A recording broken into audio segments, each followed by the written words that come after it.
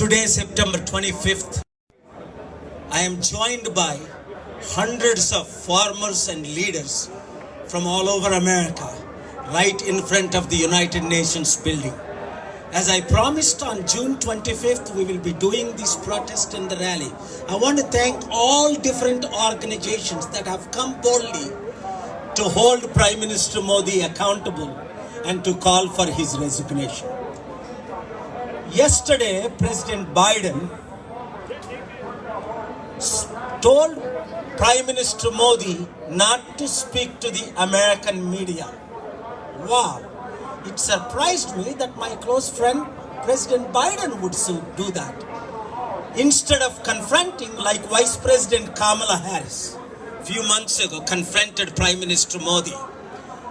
You are destroying Indian democracy, secularism, freedom of speech, freedom of religion, freedom of expression.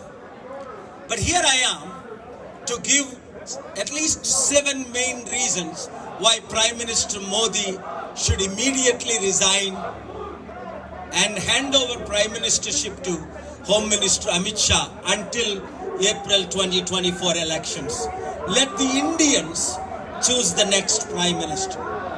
The main reason today why we are here is to expose Prime Minister Modi, who happens to be my friend, who has received my blessings, and who has hosted me graciously, given me flowers and garlands and respect, but still nation comes first.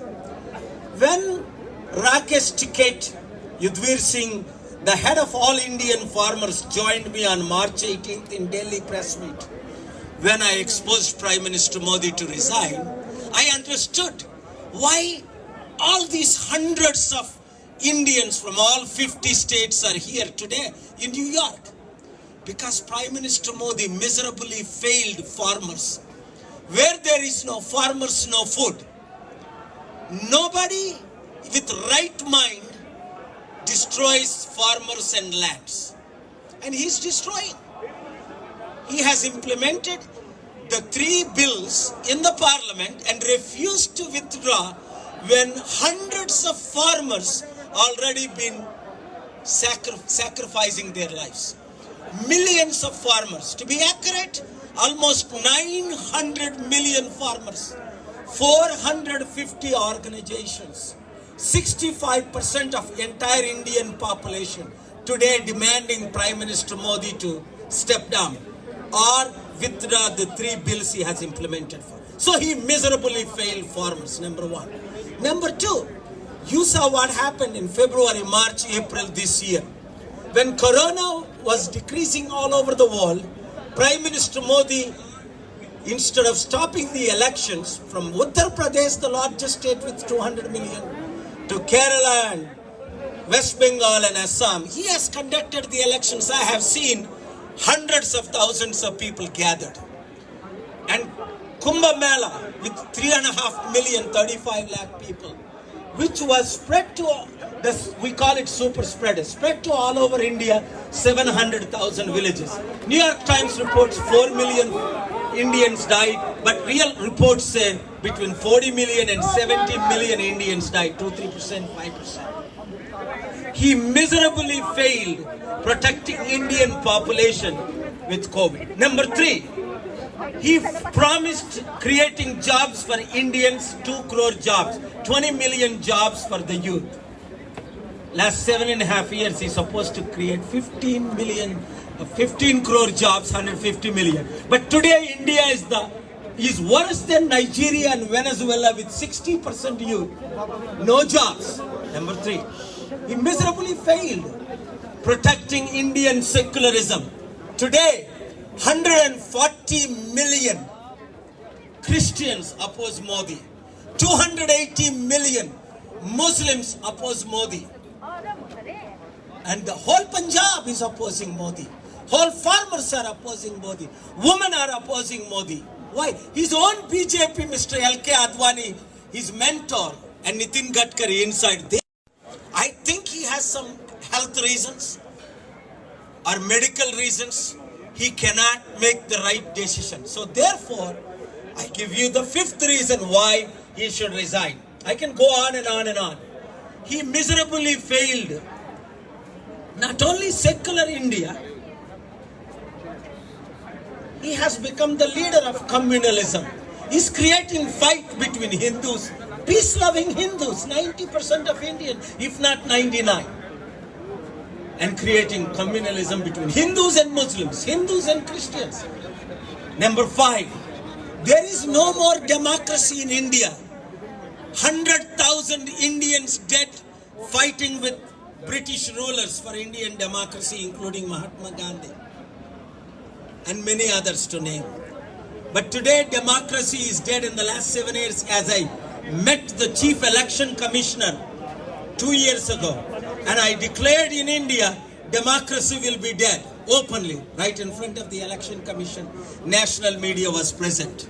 They didn't believe. Mr. Kapil Sibal, the spokesperson, the leader of so many political parties who is helping all. Last month he organized a meeting, 18 political party leaders, including Mr. Sharad Pawar and Mulayam Singh's, Kejriwal's and Stalin's and Mayawati's and Akhilesh Yadav's, Lalu Prasad Yadav, all have been united. Why? Indian democracy is dead. Let me explain you more. Indian women are suffering. There is no women's rights. India is becoming the capital of rape. Today you see in Delhi, you see in Lucknow, you see south to north, 7-year-old girl, 12-year-old girl, 16-year-old girls are raped. There is no accountability. Radical Hindu fanatics, extremists, that 1-2% of Indians are raping girls in daylight. BJP MLAs and MPs are accused of rape.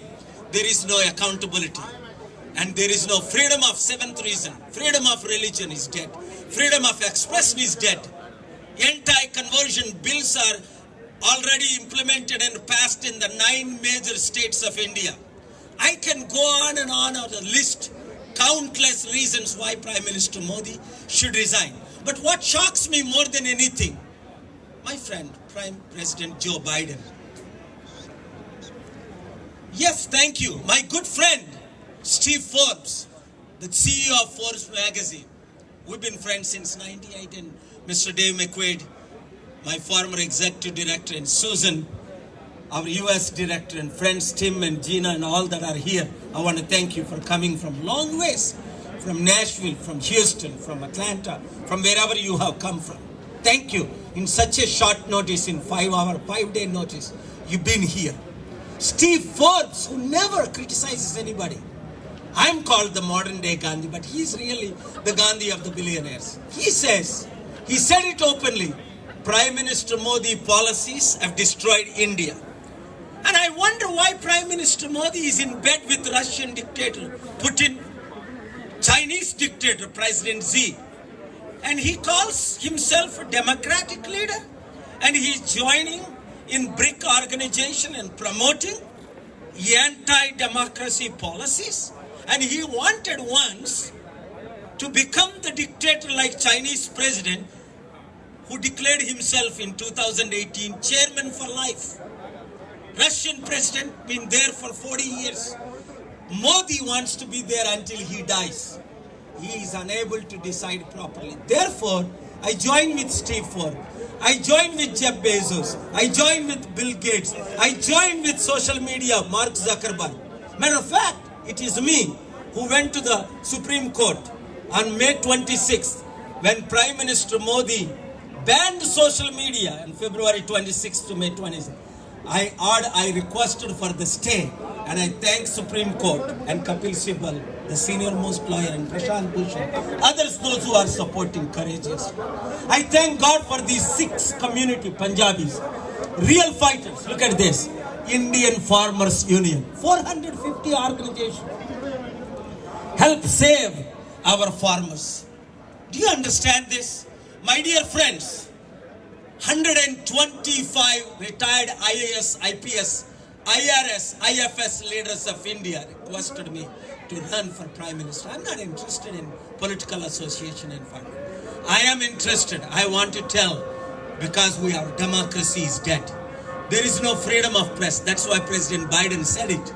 Your Indian media is more loving to you than American media, Western media. So don't take any questions from the Western media. Let me tell you, to all my Western media reporters, whether you are CNN or Fox, ABC, NBC, CBS, PBS, BBC, Al Jazeera, Associated Press, Reuters, New York Times, Washington Times, you all interviewed me hundreds of times in the past.